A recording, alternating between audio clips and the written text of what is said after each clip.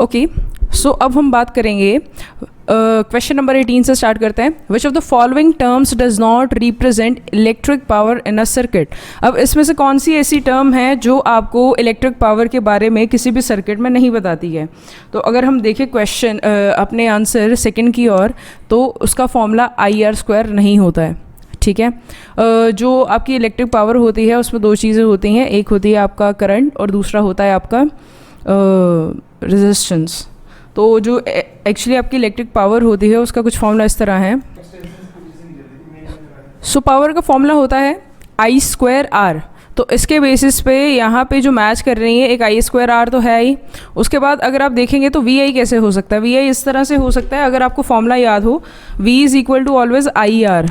ठीक है, IR के बराबर होता है। तो अगर आप यहाँ पे देखें power is equal to I अलग कर दें और IR अलग कर दें तो आपके पास क्या आएगा, VI। ठीक है, तो ये आपकी सी स्टेटमेंट भी सेटिस्फाई होगी कि ये पावर के बारे में बता रही है। एक है आपके पास V² डिवाइडेड बाई R। तो अगर आप देखें V is equal to IR होता है आपका, तो अगर आप V की इन टर्म्स लिखें इन सब चीज़ों को, तो आप कैसे कर सकते हो, जैसे I² में आपने वैल्यू पुट करनी हो, I is equal to V/R। तो यहाँ पे आपको I² में I की वैल्यू मिल गई है, तो आप I² में इसकी वैल्यू पुट करेंगे, V²/R² आ जाएगा, मल्टीप्लाई बाय R, एक R कैंसिल हो जाएगा इससे, तो आपके पास बचेगा V²/R। सो आपका डी ऑप्शन भी सेटिस्फाई हो जाता है इससे। सो 19th क्वेश्चन की बात करते हैं। Ampere second stands for the unit. अब एम्पेयर सेकंड किसका यूनिट है हम बात करेंगे, तो वो यूनिट होता है एनर्जी का। ठीक है, तो ampere unit is the unit of your energy. आगे बात करते हैं the primary cell which is use in daily life is. जो डेली लाइफ में यूज़ होता है प्राइमरी सेल, उसको क्या बोलते हैं, तो अगर आप ध्यान से देखें उसको कहा जाता है ड्राई सेल। आगे कूलम किसके बराबर होता है, अगर आपको कूलम का याद हो तो coulomb is always equal to 1 ampere into 1 second. क्यों, क्योंकि जो आपका करंट होता है I is equal to Q/T, ये फॉर्मूला होता है। इसका चार्ज होता है वो कूलम होता है, इसका सेकेंड होता है। ठीक है, और इसका एम्पेयर होता है। तो इससे अगर आप देखें तो अगर आपने अकेला कूलम करना हो तो कूलम का क्या चार्ज आएगा, coulomb is equal to ampere into second. So इसलिए इन्होंने लिख दिया 1 एम्पेयर इंटू 1 सेकेंड। तो ए इज योर ऑप्शन। आगे चलते कहते हैं तो यूनिट फॉर स्पेसिफिक रेजिस्टेंस। अब स्पेसिफिक रेजिस्टेंस के लिए जो यूनिट है वो इनमें से कौन सा है, आपने वो बताना है। सो इसमें से अगर आप देखें अपना question number answer number B and C, ये दो options, only option B, ohm centimetre. अगर आपको याद हो तो जो रेजिस्टेंस होती है उसका ये जो यूनिट्स होते हैं वो होते हैं आपके ओहम, और it is equal to specific resistance into L/A। तो L/A इसका मीटर हो गया यूनिट, इसका मीटर स्क्वायर हो गया, तो इसका एक कैंसिल हो गया, तो यहाँ पे सिंगल मीटर बचा आपके पास इस साइड पे।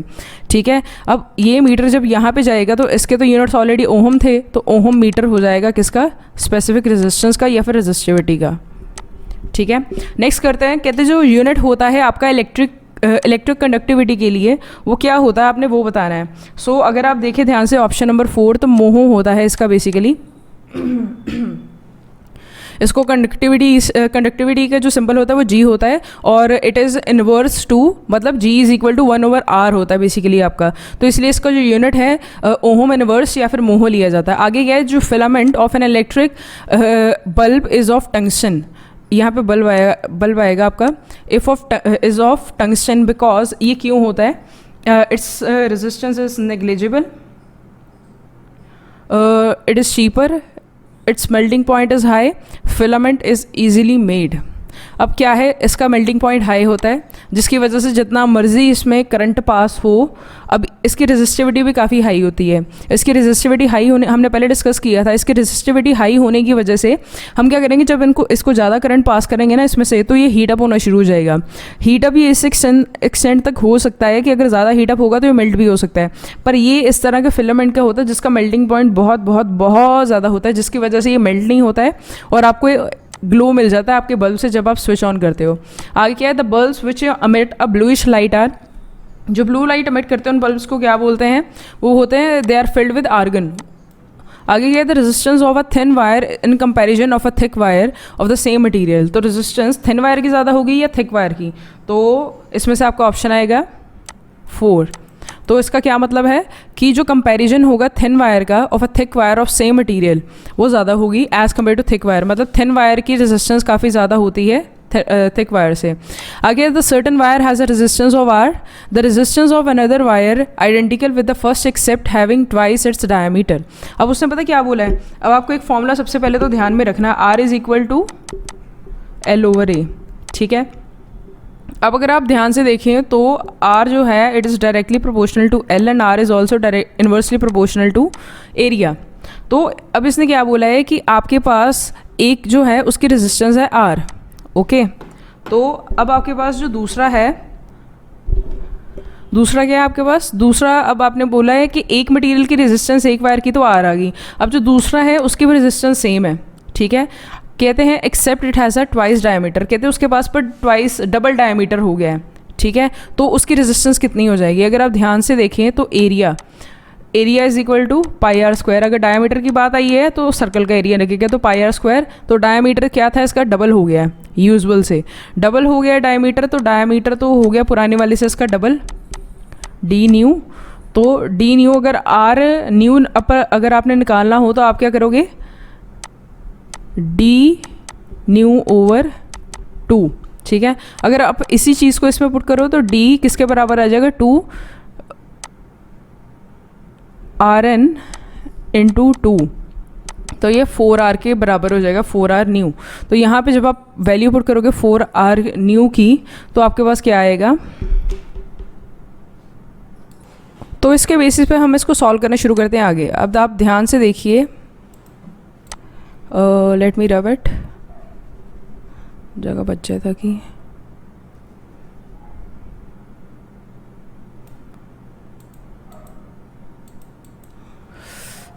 ओके।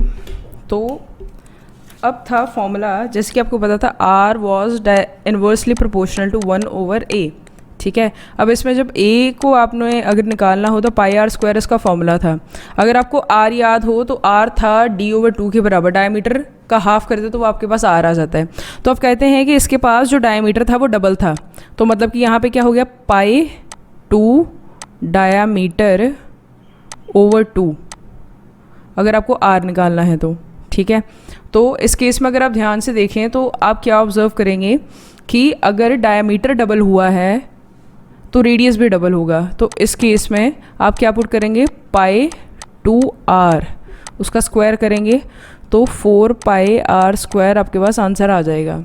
तो जैसे ही R किसके प्रोपोर्शनल हो गया, फिर 1/4 ऑफ एरिया एक हिसाब से अगर आप देखें तो ओरिजिनल वाले के। तो अगर आपने इस केस में रेजिस्टेंस कैलकुलेट करनी हो तो आपकी रेजिस्टेंस अगर 1/4 को आप डिवाइड करवाएं तो आपकी रेजिस्टेंस आएगी 0.25, ठीक है, R। तो इससे आपको क्या पता चलेगा, कौन सा आंसर आपका बी वाला। आगे बात करनी शुरू करते हैं, कहते हैं जो रेजिस्टेंस है एक वायर की वो R है, तो कहते हैं अगर आप लेंथ डबल कर दें तो जो न्यू रेजिस्टेंस होगी वो कितनी होगी। अब आपको पता है जो R है it is directly proportional to L, अगर आप L का 2 गुना कर दो तो जो लेंथ है वो भी डबल हो जाएगी, तो आपका आंसर आएगा 2R, ठीक है। तो आगे चलते हैं 29th क्वेश्चन की ओर। कहते हैं जब लेंथ कहते जो लेंथ है आपने वो कैलकुलेट करनी है वायर की। अब आपको स्पेसिफिक रेजिस्टेंस मतलब रेजिस्टिविटी दी गई है, ठीक है, रेजिस्टेंस भी दी गई है और डायमीटर भी दिया गया। So R is equal to resistivity L over A। अब इसमें से आपके पास रेजिस्टेंस थी 4.2 ओहम एंड जो आपकी रेजिस्टिविटी थी वो थी 48 इंटू 10⁻⁻8 इंटू L मिसिंग था। L आपको कैलकुलेट करना है एंड डिवाइडेड बाय जो आपको डायमीटर दिया गया 0.4 mm के आसपास दिया गया है। तो सबसे पहले तो आप इसको कन्वर्ट करोगे मीटर्स में, तो आपके पास कितना आंसर आना चाहिए,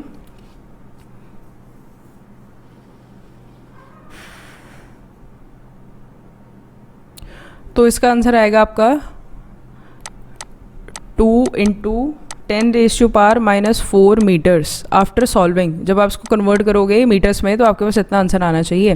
तो ये क्या आ जाएगा आपका, ये तो हो गया आपका डायमीटर, तो उसको डिवाइडेड बाय अगर आप 2 कर दोगे तो आपके पास क्या आ जाएगी, रेजिस्टेंस, तो sorry radius, so pi R square, तो ये कितना रह गया 2 into 10⁻⁻⁴ divided by 2 and up square divided by 2 क्यों हुआ, क्योंकि ये है डायमीटर और डायमीटर का हाफ करके आपको रेडियस मिलेगा। तो जब आप इसको सबको सॉल्व करेंगे तो जो आपके पास एल की वैल्यू आएगी वो कितनी आएगी, वो आएगी आपकी 1.1 मीटर आफ्टर सॉल्विंग। ठीक है, तो आपका ये आंसर आएगा उस केस में। आगे चलते हैं। कहते हैं जो रेजिस्टेंस होती है एक आइडियल वोल्ट मीटर की वो कितनी होती है, आपने वो बताना है। तो इस केस में जो आइडियल होती है उसकी काफ़ी लार्ज होती है रेजिस्टेंस। आगे चलते हैं।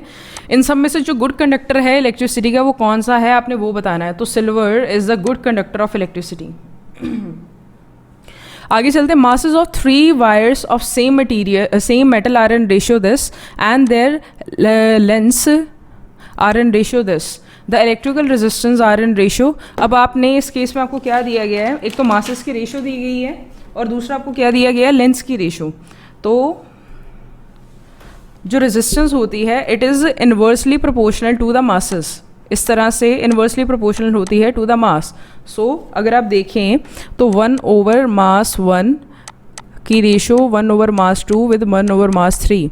तो इस केस में हम इनका पुट करते हैं वैल्यूज़ 1 ओवर 2 1:3। तो अगर आफ्टर सॉल्विंग आपके पास क्या आएगा 6:3:2। ठीक है, ये आपके पास आ गई मासेस के अकॉर्डिंग रेशो। इसके साथ आपने इसको डिवाइड करना है and R is directly proportional to L. तो एल के केस में जो रेशोज थी L1 L2 की और L3 की वो रेशो क्या थी 3:2:1। सो ये बेसिकली एक फॉर्मूला होता है R is equal to resistivity L² into D over M। ठीक है, अब D ओवर M कहाँ से आता है, basically density, D stands for density, density is equal to mass over volume होता है। अब वॉल्यूम जो होता है अगर आप देखिए A इंटू एल भी आप इसको लिख सकते हो। तो यहाँ पे उन्होंने क्या किया, जो एरिया था एरिया के बेसिस पे एक नया फॉर्मूला बनाया D into L over M। और यहाँ पे जो एरिया होता है ना नीचे ये वाले फॉर्मूला में R is equal to resistivity L over A में इसकी वैल्यू पुट कर दी। इसकी वैल्यू पुट करने के बाद उनके पास ये आंसर आ गया, ये वाली स्टेटमेंट। तो इससे पता चला ये L² के बराबर है। ठीक है, डायरेक्टली प्रोपोर्शनल है और M के भी M के इनवर्सली प्रोपोर्शनल है। तो इस बेसिस पे आपने दो वैल्यूज़ निकाली, L² ओवर M बचा आपके पास डायरेक्टली प्रोपोर्शनल में।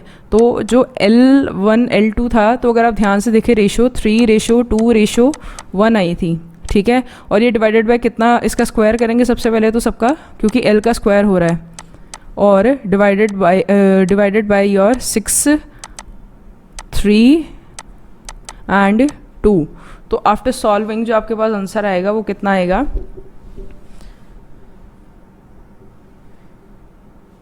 ओह सॉरी थोड़ी सी गड़बड़ होगी,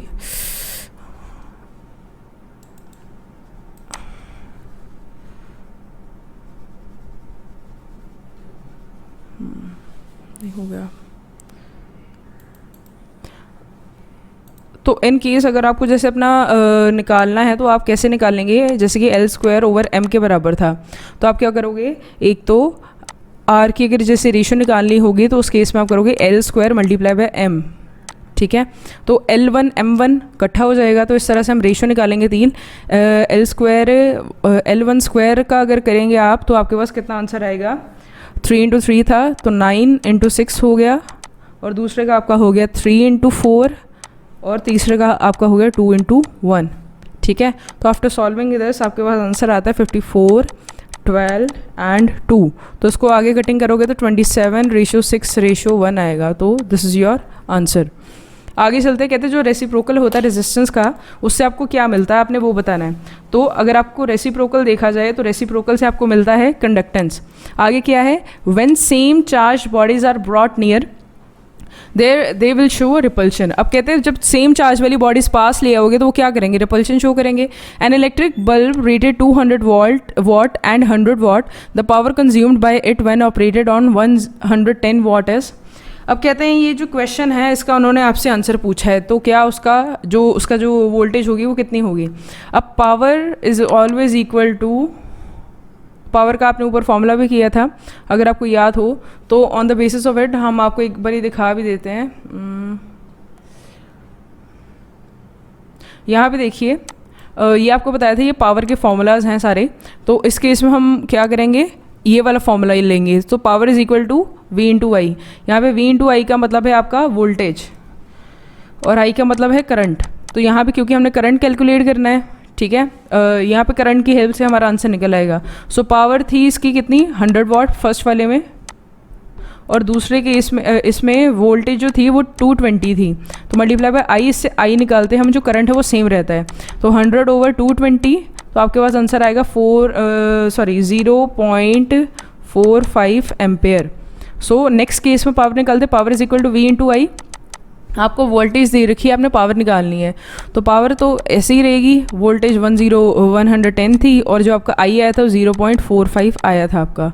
तो जब आप इसको सॉल्व करते हो, आफ्टर सॉल्विंग इट, जो आपके पास आंसर आएगा वो क्या आएगा, अब यहाँ पे देखिए आप 45 इंटू 11 45, और अप्रॉक्सीमेटली ये आपका जो आंसर आएगा ये आएगा 50 वाट अप्रॉक्स, ठीक है। तो यहाँ पे आप देखिए आपके पास कौन सा आंसर है अब, तो ऑप्शन ए है आपके पास। ऐसा ही सेम क्वेश्चन आपके पास एक एक्सरसाइज 2 में भी है, तो तब हम इसको स्किप कर देंगे।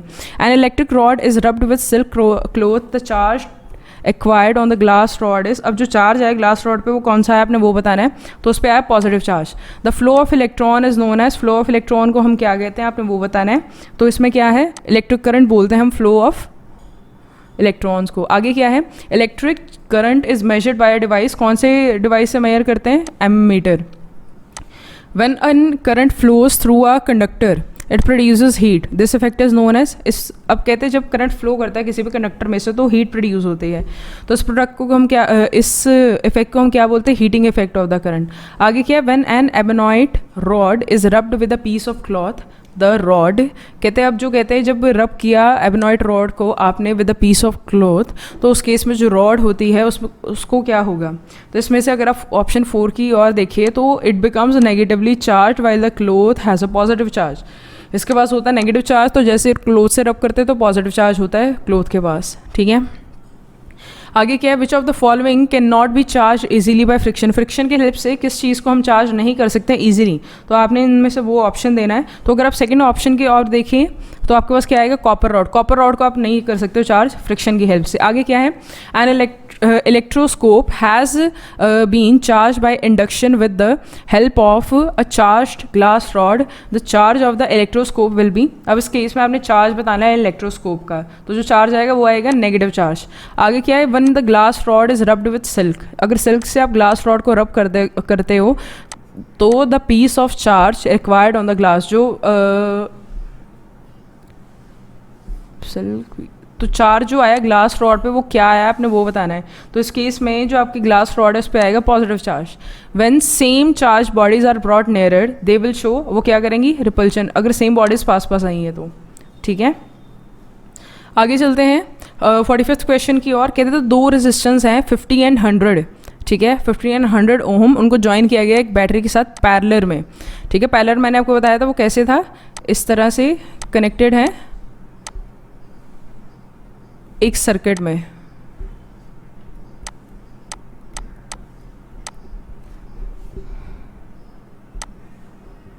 ठीक है।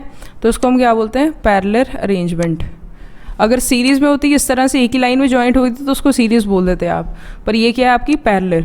तो पैरेलल में अरेंज्ड है तो जो उसका रेशियो है हीट डेवलप हुई है उसमें, तो आपने वो बतानी कितनी हीट डेवलप हुई है। तो इस केस में जो फॉर्मूला होता है, वो जो हम फॉर्मूला यूज़ करेंगे वो क्या होता है बेसिकली, पावर, यूजली पावर का जो फॉर्मूला होता है VI होता है, आपने अभी भी ऊपर भी यूज़ किया है, ठीक है।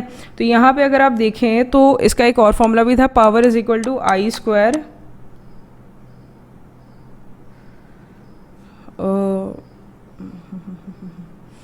वेट। तो अब V जो होता है V इज इक्वल टू, अगर पैरेलल के केस में बात की जाए तो जो उसकी रेजिस्टेंस का फॉर्मूला होता है वो I/R होता है। अगर सीरीज़ के केस में बात करें तो V is equal to IR माना जाता है। तो यहाँ पे अगर आप V की जगह पे I/R पुट करेंगे तो आपके पास क्या आएगा, P is equal to I into I/R। तो ये हो गया आपके पास I/R। तो आपके पास तो एक ये फॉर्मूला आ गया, ठीक है। मैं आपको एक बार फिर से ये फॉर्मूला लिख के दे देती हूँ क्योंकि ये रब करना ज़रूरी है, ठीक है। तो पावर किसके बराबर आई थी, हमने बताया था अभी,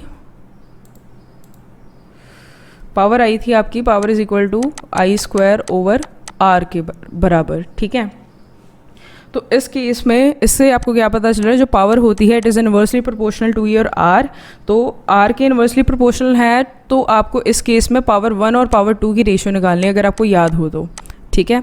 पावर 1 और पावर 2 की रेशियो निकालनी है तो सबसे पहले आपको इसके लिए क्या करना पड़ेगा, जैसे कि ये इनवर्सली प्रोपोर्शनल है आर के, तो हम यहाँ पे R1 लिखेंगे डिवाइडेड बाय 1 ओवर R2। तो अगर आप ध्यान से देखिए तो जब आप इसको करते हो प्रॉपरली अरेंज तो R2 ओवर R1 आ जाएगा, ठीक है, क्योंकि यहाँ पे क्या है डिनोमिनेटर इसका ऊपर चला जाएगा, इसके डिनोमिनेटर नीचे आ जाएगा, ठीक है।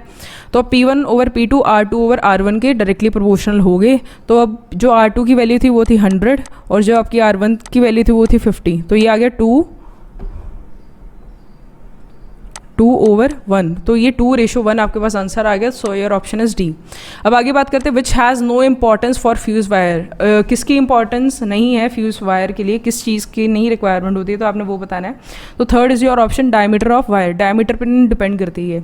आगे क्या है, the static electricity is produce by, static electricity कौन प्रोड्यूस करता है, आपने वो बताना है। तो option is 3, friction and induction produce करती हैं। The specific resistance of a wire varies with the length cross section mass and material, किस चीज़ से जो आपकी स्पेसिफिक रेजिस्टेंस है वो वेरी करती है, आपने वो बताना है। तो इस केस में अगर आप देखिए फोर्थ ऑप्शन की ओर, तो मटेरियल की वजह से स्पेसिफिक रेजिस्टेंस चेंज होती है। अब the unit of specific resistance, unit बताना आपने, ओहम मीटर होता है इसका यूनिट। तो how many electrons constitute a current of 1 micro ampere. अब सबसे पहले तो अगर आपको पता हो तो 1 ampere is equal to 1000 micro ampere, ठीक है। तो कहते हैं कि इसमें कितने इलेक्ट्रॉन्स हैं, आपने वो बताना है। तो सबसे पहले तो आप इसको कन्वर्ट करोगे माइक्रो एम्पेयर को इनटू एम्पेयर, तो 1 micro ampere is equal to 0.001 ampere, ठीक है। तो अब I is equal to Q over T आपका फॉर्मूला होता है।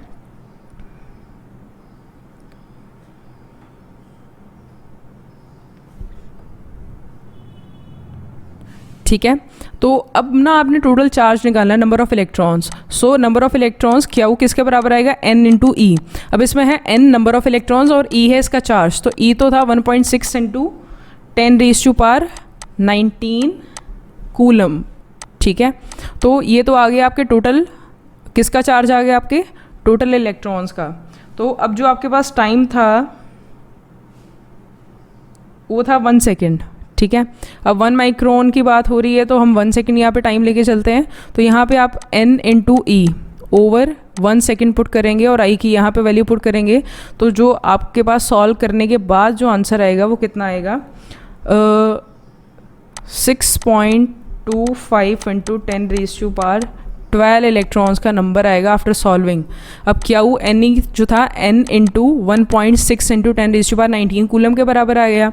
आपने ये वैल्यू यहाँ पे पुट करनी है। टाइम की वैल्यू जो थी वो 1 सेकेंड थी, अगर आपको याद हो तो इसकी आपने वैल्यू क्या निकाल ली थी, 0.001 एम्पेयर। तो इसके बेसिस पे जब आप इसको सॉल्व करोगे तो 6.25 10⁻12 आपके पास आंसर आएगा, तो जो है बी ऑप्शन। अब उन्होंने पूछा जो गुड कंडक्टर्स होते हैं हैव मैनी लूजली बाउंड, उसके पास लूजली बाउंड क्या होता है आपने वो बताना है। तो इस केस में जो लूजली बाउंड होता है वो होते हैं इलेक्ट्रॉन्स होते हैं इसके पास। आगे क्या, in our houses all electric devices operate on 220 watt. It implies that, ये क्या एम्प्लाई करता है आपने वो बताना है। तो इस केस में it implies option number 1 they are connected in parallel series. तो मतलब कि जितने भी हमारे इलेक्ट्रिकल डिवाइसेस होते हैं जो विद इन हाउस होते हैं, जो इलेक्ट्रिक सर्किट होता है घर का, वो सारे जितने भी मटीरियल्स हैं वो सारे पैरेलल अरेंजमेंट में होते हैं, ठीक है। तो आगे चलते हैं, द वेरिएबल रेजिस्टेंसेस, जो वेरिएबल रेजिस्टेंस होते हैं उसको क्या बोलते हैं, रियोस्टैट, आपने पढ़ा भी था पीछे। The length of a wire is doubled and its cross section is also doubled, then the resistance, अगर आपको याद हो तो R was directly proportional to L and inversely proportional to 1 over area. अब कहते हैं कि जो उसकी लेंथ अगर डबल कर दें तो उस केस में तो ये डबल हो जाएगी, 2L हो गया। और साथ ही साथ अगर आप एरिया को भी डबल कर दो, एरिया को अगर आप डबल कर दोगे तो वो क्या होगा, आपने उस केस में बताना है कि उस पर क्या इफेक्ट आता है। तो अगर आप देखें यहाँ पे 2 एरिया, तो इस केस में इस पर कोई फ़र्क नहीं पड़ेगा, 2L/2A हो जाएगा, तो दोनों 2 कैंसिल हो जाएंगे, तो उस केस में it remains unchange, D option आएगा।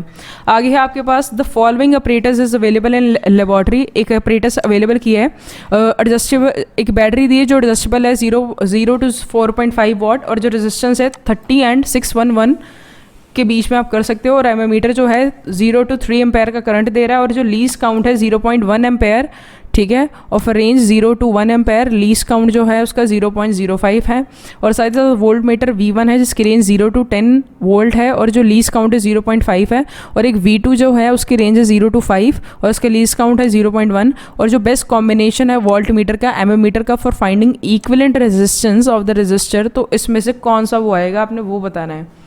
तो इस केस में जो आपके पास ऑप्शन आएगा वो आएगा ऑप्शन डी, एमीमीटर A2 होना चाहिए और वोल्टमीटर V2 होना चाहिए। तो इस केस में जो आपकी इक्विवेलेंट रेजिस्टेंस आएगी रजिस्टर्स की। आगे क्या है, which of the following laboratory operators is not used during verification of Ohm's law, Ohm's law की वेरिफिकेशन के लिए हम इसमें से कौन सी चीज़ का इस्तेमाल नहीं करते हैं। तो गैल्वेनोमीटर का किसके लिए इस्तेमाल नहीं होता है, during the verification of Ohm's law. अब ओहम्स लॉ की वेरिफिकेशन के लिए आपको इसमें से कौन सा ऑप्शन सही लग रहा है, तो अगर आप सेकेंड ऑप्शन की और देखें तो ammeter should be connected in series and voltmeter in parallel, ठीक है। आगे क्या है, the equivalent resistance of a group of resistance are if the another resistance is connected in parallel to the group, its new equivalent resistance become R1 and if it is connected in series the new equivalent resistance become R2, hence we deduce. अब कहते हैं कि अब ना एक आपकी resistance है, एक ग्रुप है रेजिस्टेंस का, ठीक है, रेजिस्टेंसेज हैं जैसे R1 और जैसे RA एंड RB होगी, ठीक है। तो कहते हैं कि उनकी जो टोटल रेजिस्टेंस है ना वो आ रही है, ओके। तो कहते हैं कि अगर आपने उसको पैरेलल में कनेक्ट कर दिया इस तरह से, तो उस केस में जो रेजिस्टेंस आई है वो आ रही है, ठीक है। तो जो आपने जब उसको कनेक्ट किया सीरीज़ में, तो सीरीज़ के केस में मतलब इस तरह से कनेक्टेड थी, तो उस केस में जो आपकी रेजिस्टेंस आई है वो आई है R2, पहले में R1 थी दूसरे में R2 थी। तो कहते हैं इसमें से कौन सा आपके पास ऑप्शन आएगा, तो 58 क्वेश्चन का सेकंड आंसर आएगा। सेकंड आंसर कैसे, आप देखो ध्यान से, जो पैरेलल में होती है ना आपकी रेजिस्टेंस, उसका सम कैसे निकाला जाता है, 1/RA + 1/R2। तो उसके बेसिस पे अगर आप देखें तो इसकी वैल्यू छोटी हो जाएगी, तो R1 हो गया आपका छोटा, पर R2 के केस में ऐसा कुछ नहीं होता, डायरेक्टली ऐड किया जाता है RA + RB, ठीक है। तो ये हो जाएगा बड़ा, इसलिए ये सिचुएशन इस वजह से आई है। सो एक्सरसाइज 2 की हम बाद में बात करते हैं।